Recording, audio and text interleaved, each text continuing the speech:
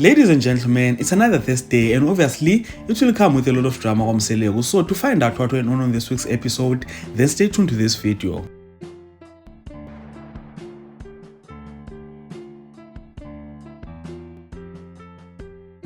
I don't care what you guys think, but I think Makhumalo have learned and understand this Sisembu thing very well. As much as she's nosy and gets into other people's business most of the time, but I believe that she's the only wife who understands what her role is in this Sisembu thing. What she did inviting other wives into a shooting range after the meeting that they had with Mseleko was a good thing to do, and everyone who's against that is a hater. Finish and clear. So, what happened is that Musa Mseleko called a meeting with his wives like he always does, and the agenda was undercover about wife number 5. Musa Mseleko was undercover telling his wives that it's his way or highway. He told them that he is taking all their privileges away if they don't comply to his needs. Apparently, he feels like his wives are not respecting him, and they do that on purpose because they know very well that no matter how much they disrespect him, there's nothing that they can do about it. So their punishment would be to take away all their privileges. I know that you guys would like to know Mangwabe's response to this, and her response to all of this was, angeke ubezele izinto ezibuhlungu ezenziwa umuntu ngoba uhlezi ukuthi uhlayela imali. Mina I'd rather ngikhalele emjondolo kunokuthi ngizokhalela ko Mercedes Benz, which simply translates, I'd never allow people to hate me because they provide luxurious life for me. I'd rather be sad on my own shack than being sad or crying on a Mercedes Benz. Short and sweet, hey? You know, this response is so short but it's so heavy, you know? I am sure that you all know and can see by now that Mangwabe really doesn't care. I don't know about you guys, but I don't think that Musa and Mangwabe are still in a relationship.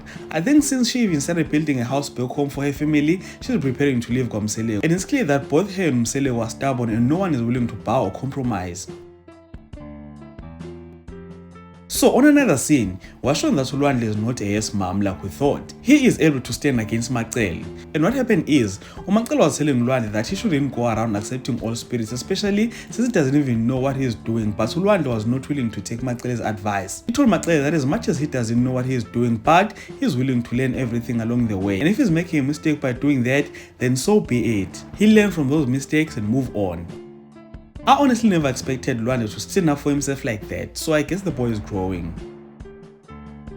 The last scene of the episode was set at Zingolweni Boga Macele. I don't really know who those people were, but I think that they are Macele's siblings or relatives. So the purpose was for Macele to show her newly built house to her relatives and to celebrate that her house is fully built and ready to be used. And while she was still there having lunch with her family, Musa came in with alcohol, and most of their conversation around the table was about wife number 5, with Macele's family telling Musa that they are okay with him taking wife number 5. So Musa had a thumbs up when it comes to that.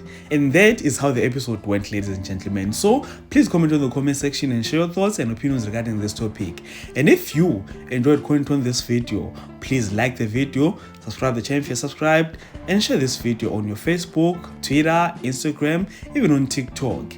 And this is the end of this video. Thank you so much for watching. Let's engage again on the next one.